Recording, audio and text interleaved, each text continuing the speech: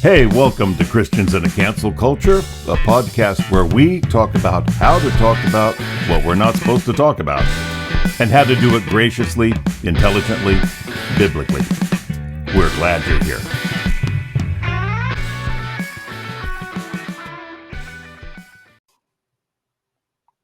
How you doing? Thank you for joining us. I'm 𝗕𝗏𝗪. I'm 𝗕𝗏𝗪. And we sure appreciate you taking the time to be with us today. We're going to be talking about Christian ministry to AIDS patients. Now, maybe that doesn't strike you as something very provocative, but believe me, there was a time when the whole idea of the church ministering directly to HIV positive people was controversial, crazy controversial. I mean, I remember in the early to mid 80s, there were Christian leaders who were saying that AIDS was the judgment of God on homosexual people. There were churches that did not want HIV positive people even coming into their sanctuaries. And there were people who were really warning the Christian community that homosexuals were deliberately trying to spread AIDS and infect the rest of us. It was a time of some real hostility between the church and gay people and the church and people who were HIV positive.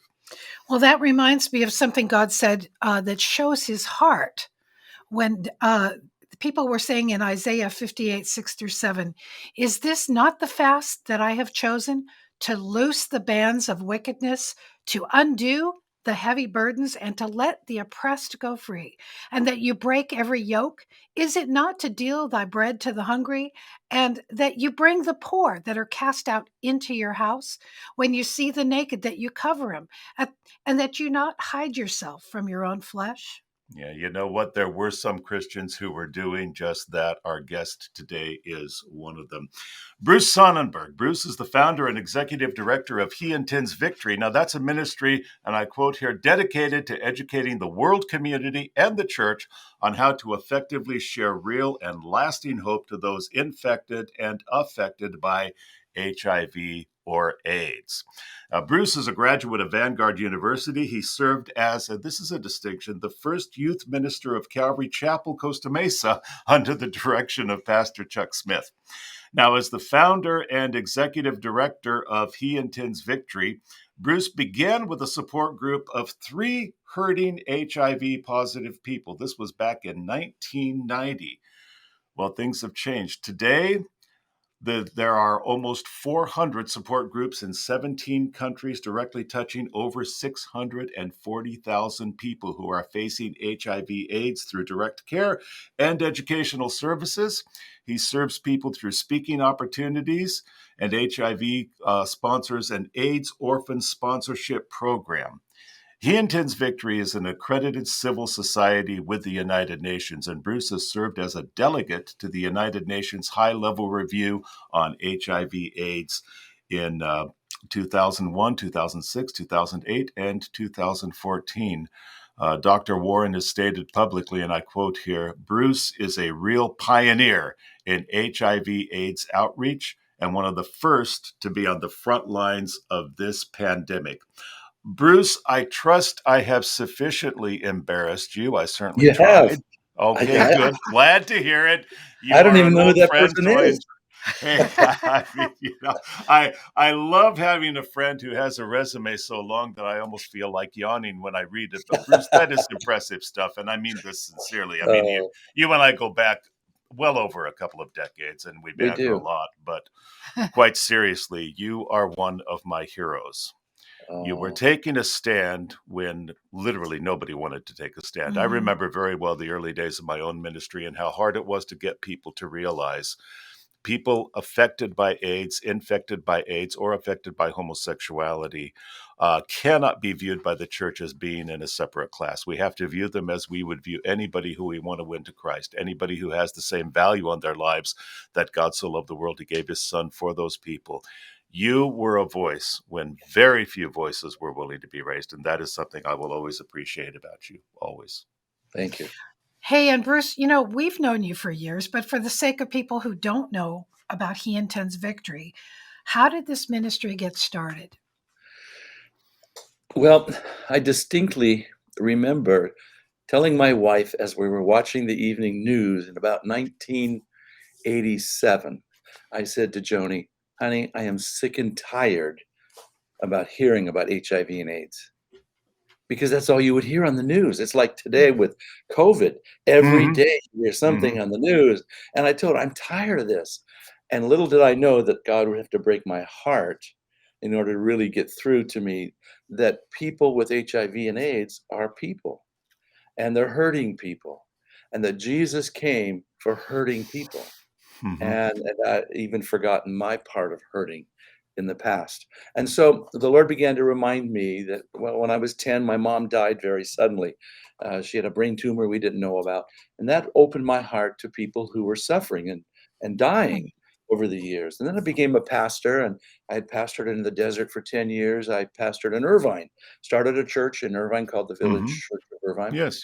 And during that time, I was part of Orange County Rescue Mission's board of directors. A couple of the guys in the program through the Orange County Rescue Mission, number of them would come to our church, and I remember two of them coming to me after church one Sunday, early on, back in the late '80s, saying, "Pastor Bruce, we don't know what to do. We've both been tested, and we're HIV positive. We don't know what to do now." And it's almost those words came back to me about I'm sick and tired of people who are HIV Oh, positive. wow. And and shortly after that, I got a call from a woman, actually from a fellow in our church, visiting our church.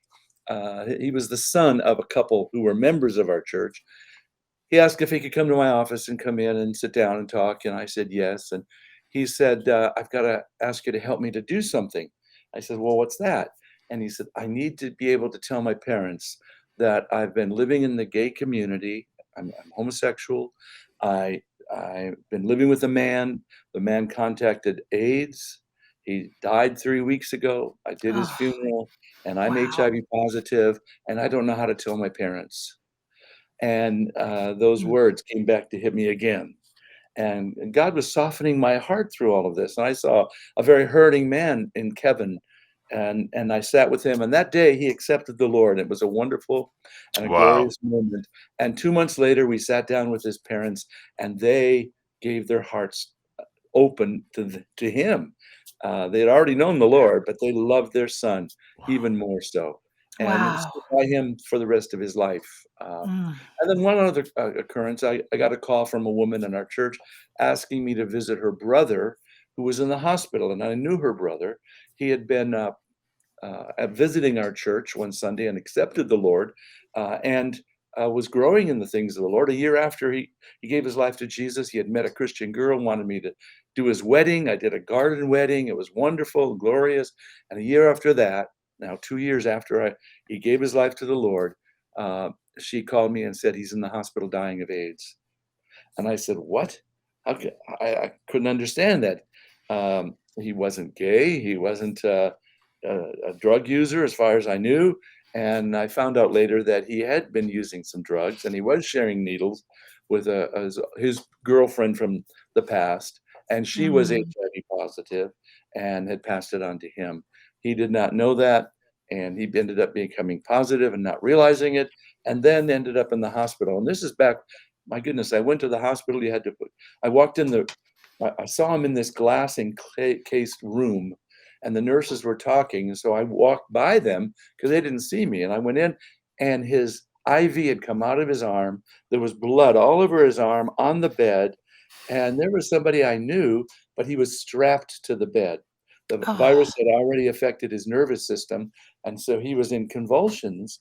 And as soon as I saw him, my heart broke.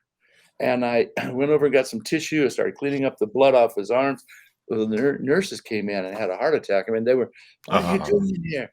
They right. scooted me out. I had to go put gloves and a mask and a gown on and all of this. And because Mm. they weren't sure how it was transmitted at that time. And this is back in the '80s again. And so I went in, and sure enough, I was able to sit down with him and talk to him. And I said, "Kurt, this is Bruce. I don't know if you can hear me, but if you can, blink your eyes once." And he blinked his eyes. And one time he blinked. And so I realized yes was once, no was twice. And for 20 minutes, I held a conversation with him while his body was moving all over, and he's strapped to his bed. And finally I said, "Kurt, are you ready to go to heaven because you're not going to come out of here alive. And he blinked his eyes one time for yes. And I prayed with him, and just shortly after that, he died. And so God got my attention through these very dramatic experiences of realizing these are people. These aren't homosexuals. They aren't drug addicts. They aren't whatever. They're just people who need to know the love of Jesus. And that's how I got into it. Bruce, we are in a completely different context today here Yeah. in 2021 than we were back at that time. And a lot of our viewers are not going to realize what the environment was like at that time. Yeah. To find out you were HIV positive at that time was a death sentence. It was. I mean, there was very little distinction between having the Right. virus and having AIDS. The assumption was if you have the virus, you You're will dead. develop AIDS, and if you develop AIDS, you will die. There was not much treatment available really for AIDS itself, Right. and there was no vaccine for the virus, and there was no hope really at the time. Yeah. It was terrifying. It was. So you And not only had that you were dealing with, but you also had a lot of confusion in the general population, just as you said, about how it's transmitted. And so there was a lot of fear. Even in many churches, there was a tremendous Yeah. fear of people who were HIV positive. and what we're seeing today with COVID in some ways is parallel with that because of the unknown, because of the uncertainty, because of the danger, and all of that with COVID that people have, and the confusing information that we've received from it, Absolutely. and so on, along with the government making it a political statement rather than a health issue. You took that right out of my mouth, guy. Which was You the did. government's. With HIV, they made it a health, a political thing. Okay, and the church reacted instead of responded. The church overall reacted and pulled back and said, "Oh, those people deserve what they get. Look what they got." And we're anti-gay and we love Jesus, but God loves the sinner but hates the sin, and we're not going to associate with sinners. And all of that began to play. And so there were very few who kind of worked through all of that and said, "Wait a minute, it's still about the people. It's still about Jesus reaching out to the people."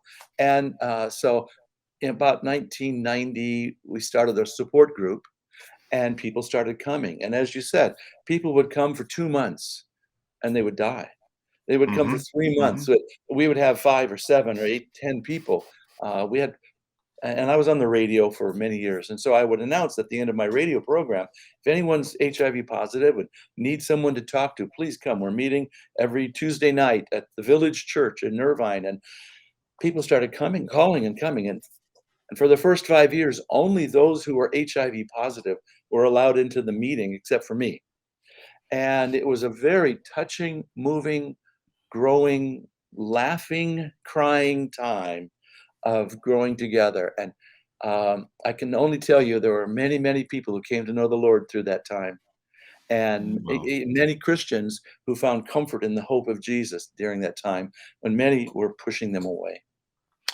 Bruce, speaking of that, now this podcast is called Christians in a Cancel Culture. Canceling happens when anybody is trying to silence someone who is either preaching the gospel or teaching discipleship-oriented truth. What a lot of people don't realize is canceling can come from the social or the political left or from the social or political right. In these early days, it seems to me like the canceling being done was being done more from the right than from the left. Now, of course, it's being done very vociferously from the left. But I think part of that was because of ignorance. You mentioned that you were, in your early days, a pastor at Calvary Chapel. You were a pastor, in the 80s and in the 90s. And that's our background. We bless the name of Chuck Smith and we bless Calvary Chapel. But I'm curious, here you were stepping into this field of ministry. At the time, AIDS and homosexuality were absolutely linked. You didn't talk about one without talking about the other. Did you personally know much about homosexuality at that time? Well, there's 2 different levels here. Yes, I did know about homosexuality. I was pastor in the desert, and there's a large gay community in the desert near Palm Springs area. Yes. And so, and I was on the radio there, and I would often get calls from guys, and I learned that there were those who were very content being in the gay life, and those who were not content, who wanted to get out. And so those who wanted to get out often would call me And so I would talk to them on the phone, or we met in person, and I saw how many come out of that life and stay out of that life. And I always rejoiced in that. As a young man, I was approached numerous times, and I've often wondered why, but I think it's because I tend to be outgoing and I'm kind to everybody, and so on. So I was often approached by gay men to participate together and join in their activities and whatever. And I always, with kindness, would say, "No, I'm not gay. I love Jesus and I follow him. And according to the scriptures, homosexuality is not what God would choose as our best for us. And so, but I love you and I'd be glad to be your friend." And so by the time HIV came around, I was already friendly with people who were gay and some who didn't want to leave the life. And that's a decision between them and Jesus. So at the same time, I began to see a transition, and this is the other side of that question. I began to see a transition out of just the homosexual community into the whole populace. Mhm. So as we started meeting, I had a woman who was infected, who was the youth pastor at a church in 𝗺𝗶𝗦. I had a man who was a worship leader of a church in Santa Ana, who would come to our support group meetings. They were infected, and we never asked them how they got infected. It was not our intent. Uh, Hmm. they would often say how they got it eventually, but we never asked. I never asked one person how. And Mhm. so it was always a time of coming together and sharing the Lord. And if you don't know the Lord, listen, you can accept him, you can know him, and he'll help you through this time. And many did. But that second level started coming in and realizing, okay, this is becoming a broader group of people, not just homosexuals. And I realized a number of years later, around the world, it was never a gay disease. It was only in the Right. Western world that it was, because that's how it Mhm. was introduced into our culture and our That's community. right. But around the world, it's always been a disease. And so that's Yeah. how I've always approached it. It's a disease of people, and we live in a sinful world. Disease affects us all. Uh, you know, of course, we had people saying, "Just pray and believe, and you'll be healed." And of course, that doesn't always happen. In fact, that rarely happens. That people are just healed miraculously of HIV. I have seen it though. Hmm. But Mm. at the same time, most people didn't, and most people got ready to die, and most people died during those days. Today we have Mhm. medications, so we don't hear about it much. But in those Right. days, there were no medications. And then AZT came in, and that was Right. kind of a supplement to help you live longer or better. And so it was an interesting time. And You still is. know, it really strikes me about I remember too, even those times, how fearful people were. And you're right Yeah. about the parallel with COVID, how fearful people are. And especially in those days, I remember hearing, it's airborne, you can't Yes. breathe on anybody. And, don't touch, like you said, the nurse just was freaking out when you got Yeah. near the blood and all that. And I remember it was really a huge unknown and a lot of fear and irrational sort of reactions. And I'm As today. wondering, how did your church feel? Was there a lot of fears concerning the ministry you started and the fact you're actually meeting in your building? And was there anything like that happening at your church? Well, it was interesting because I was on the board of the Orange County Rescue Commission. And Hmm. so we're always helping the homeless.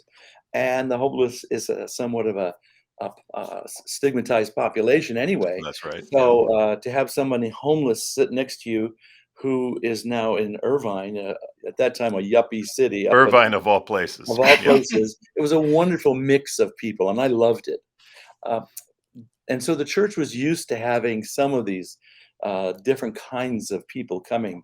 But as time went on and more people with HIV started coming to church, and most were not real open about saying it, but I was open about saying, we have guests, we have visitors, and we have members now who are HIV positive.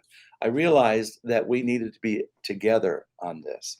So one Sunday I preached from Luke, where Jesus is confronted by a man with leprosy, Uh-huh. falls at Right. his feet and says, "Lord, if you will, you can make me clean." And Jesus reached out and touched the man and said, I will, in essence. What I loved about that story and still do is that Jesus touched the man before he healed the man. Yes. And Yes. that was a significant thing to me, that Mm-hmm. we are to reach out and touch those who are hurting without the condition of them getting healed first. And so I shared that with my congregation.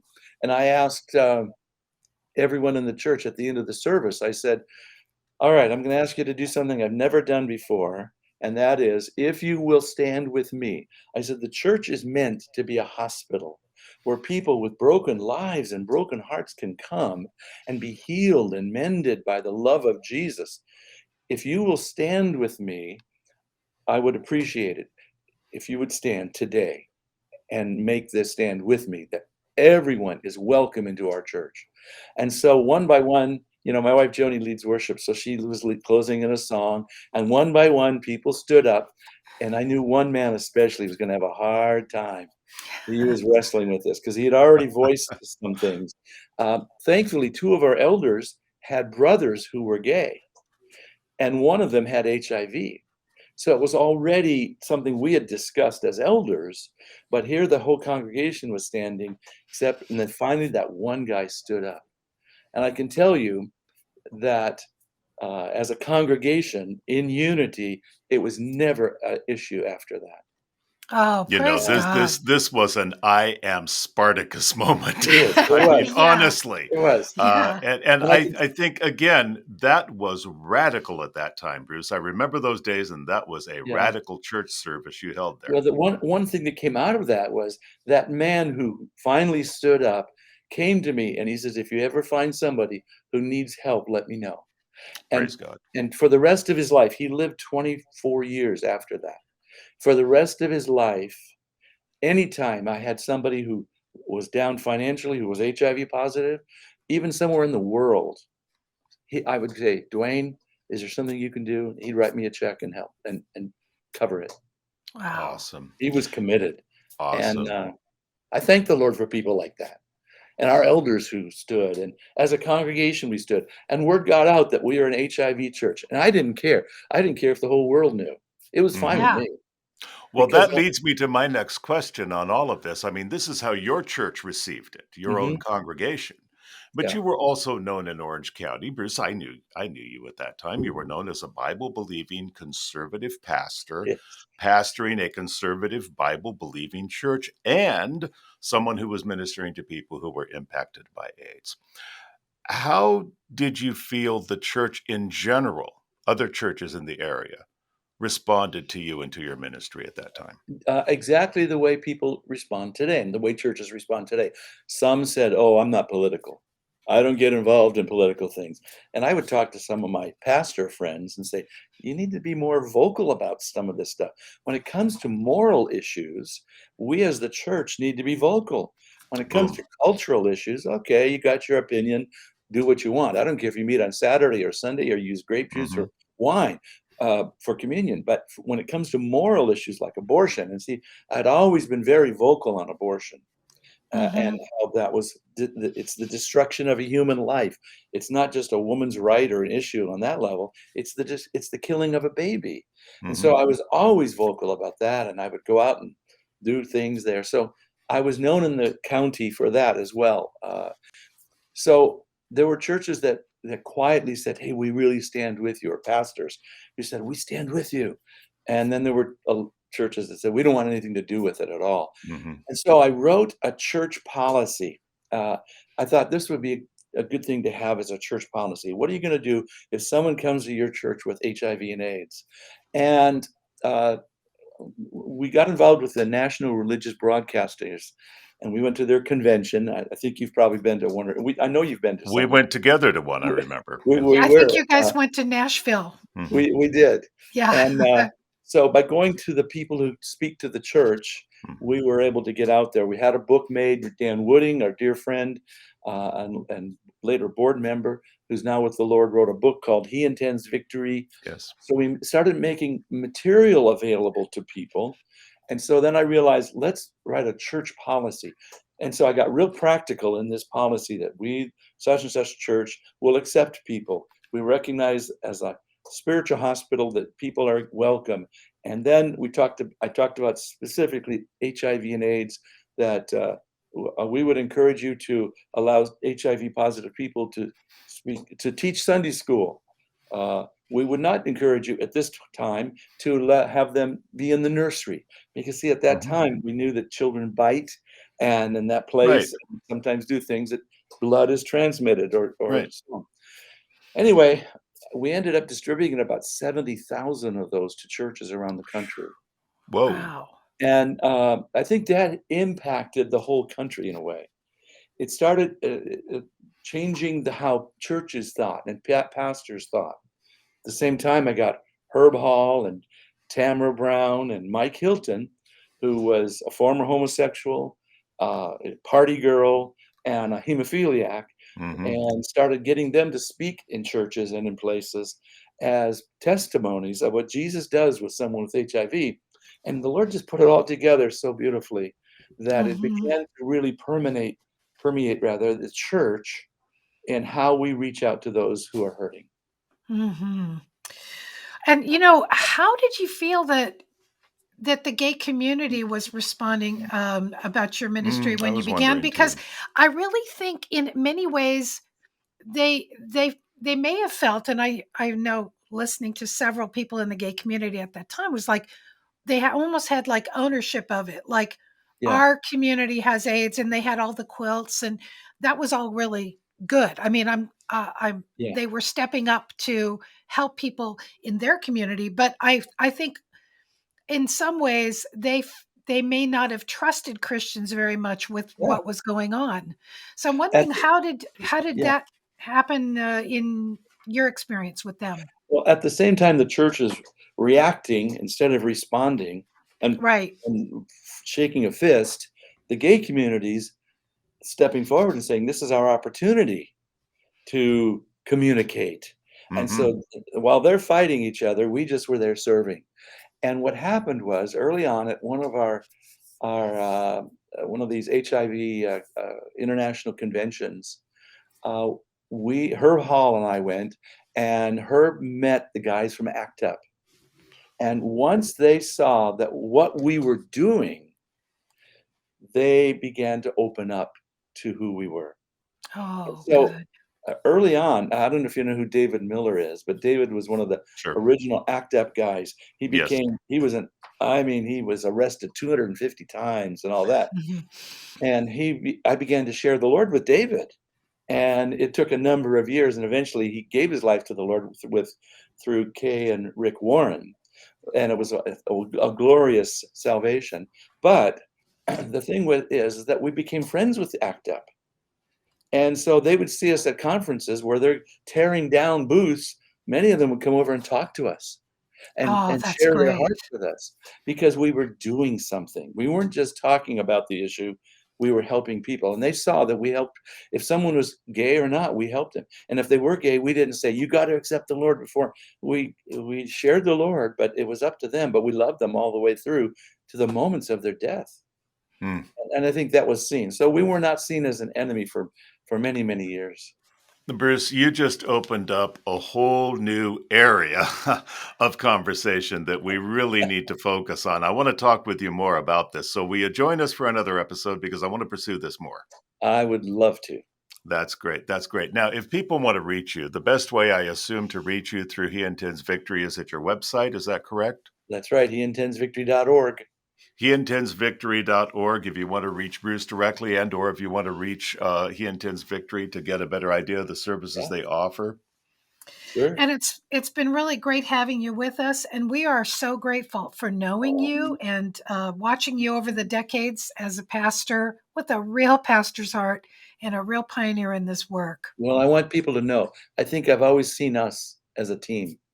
I want you to know that. We have been. We've stood together through this. That's an honor, man. Thank you, Bruce. Absolutely. Thank you for that. Thank you for being with us. We'll look forward to talking with you again. Sure. And hey, we want to thank you all for joining us too. Look, like any podcast host, we are always looking for subscribers. So If you have not yet subscribed to Christians in a Cancel Culture, won't you take a minute now to hit that subscribe button? Hit the bell, let us know you subscribed, and put in a comment that you subscribed so that I can thank you personally. Also, if you'd like to partner with us financially so that we can go on providing this content free of charge, if you'll go to joedallas.com/giving, joedallas.com/giving, that'll show you how you can partner with us in this ministry. We'll look forward to seeing you next week. In the meantime, let's remember the advice Paul gave to Timothy about speaking the truth in love. The servant of the Lord must not strive, but be gentle to all, apt to teach, patient, in meekness, instructing those who oppose themselves, if perhaps God will grant them repentance according to the knowledge of the truth. Let's always remember, when it comes to speaking the truth, it is not just where you stand, it is also how you stand. Thanks for being with us. See you next week. God bless.